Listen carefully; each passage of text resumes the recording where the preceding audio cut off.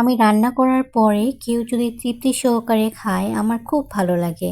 Hello everyone, আপনারা সকলে কেমন আছেন? আলহামদুলিল্লাহ, আমি আল্লাহর রহমতে ভালো আছি। এই ভিডিওগুলো গত কয়েকদিন আগের আমি ভিডিও করে রেখেছিলাম, কিন্তু আসলে ভয়েস না দেওয়ার কারণে আমি আপনাদের মাঝে শেয়ার করতে পারিনি, তাই আজকে আপনাদের মাঝে শেয়ার করলাম। ভিডিওর প্রথমেই আপনারা দেখতে পেয়েছেন যে আমি কোয়েল পাখির ডিম সিদ্ধ করতে দিয়েছিলাম। আর এই যে নারিকেল, এই নারিকেল আমার এত ভালো লাগে, কারণ নারিকেল থাকলে অনেক ধরনের পিঠা বা এমনিও খেতে মজা। তো নারিকেল গাছ ছিল বাবার বাড়িতে অনেকগুলো।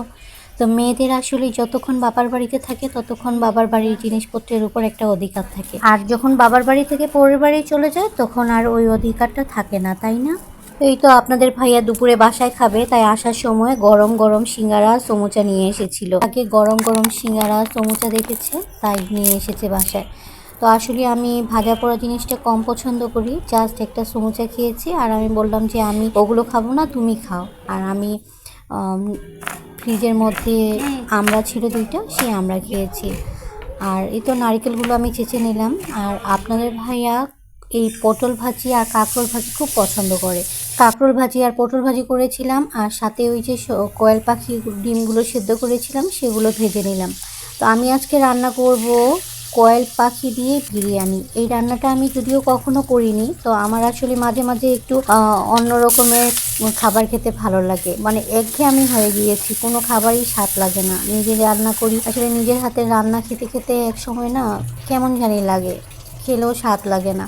আপনাদেরও নিশ্চয়ই এমনটা হয় যে নিজেই রান্না করে করে কেমন একটা অরুচিকর আসে যায়, মনে হয় যে অন্যজনের হাতে রান্না মনে হয় অনেক মজা। যাই হোক, আমি আজকে অন্য আইটেম একটা বানালাম, আর সাথে করেছি মুসুর ডালের বড়া। এই মুসুর ডালের বড়াটা আমার অনেক পছন্দের। আপনাদের কার কার মুসুর ডালের বড়া খেতে ভালো লাগে অবশ্যই কমেন্টে জানাবেন। বড়াগুলো গরম গরম এত মজা ছিল, একদম মচমচ, মানে একদম মচমচা ছিল। আমার কাছে খুব ভালো লেগেছে বড়াগুলো। তো আমাদের মেয়েদের জীবনটা কেমন, তাই না? বাবার বাড়িতে যখন থাকি তখন বাবার বাড়ির সব কিছু মনে হয় নিজের, আর যখনই বিয়ে হয়ে যায় তখন আমরা পরের বাড়িতে চলে আসি, তখন মনে হয় যে আমরা আসলে অনেক দূরে, বাবার বাড়ির জিনিসপত্র সব কিছু থেকেই বঞ্চিত। তো যাই হোক, আমার রান্নাবান্না শেষ হয়ে গিয়েছে। তো তো এই তো আমার বড়াগুলো ভাজা হয়ে গিয়েছে।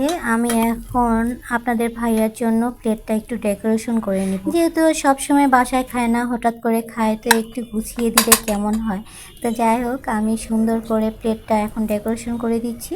এটা ছিল কোয়েল পাখির বিরিয়ানি। অনেক লোভনীয় হয়েছিল দেখতে, যেমন খেতেও কিন্তু সেই মজা ছিল।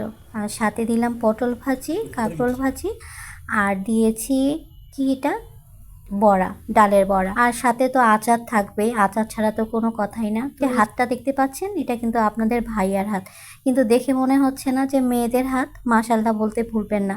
এতক্ষণ ধরে যারা যারা আমার ভিডিওর সাথে ছিলেন সবাইকে অসংখ্য ধন্যবাদ।